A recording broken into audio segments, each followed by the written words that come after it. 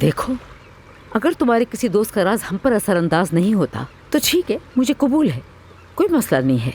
लेकिन अगर तुम राज मुझसे छुपाओगे और मुझसे झूठ बोलोगे तो ऐसे दोस्त का ना होना ही अच्छा है। तुम्हें इसका मतलब पता है काया? तुम किसी और औरत से अपनी बीवी से ज्यादा करीब हो रहे हो। सुन लो,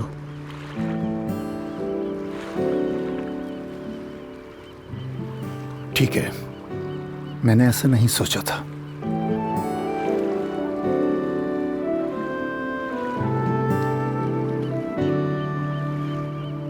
लेकिन मैं तुमसे बहुत मोहब्बत करता हूं। मैंने तुम्हारे सिवा किसी और से मोहब्बत नहीं की। छोड़ो ये बातें, तुम मुझे उदास बिल्कुल अच्छी नहीं लगती। ठीक है,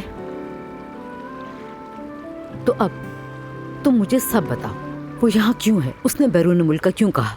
और अपना ऑपरेशन वो यहाँ क्यों करवा रही है? तुम लोग आखिर क्या कर रहे हो? ये सब जानने के बाद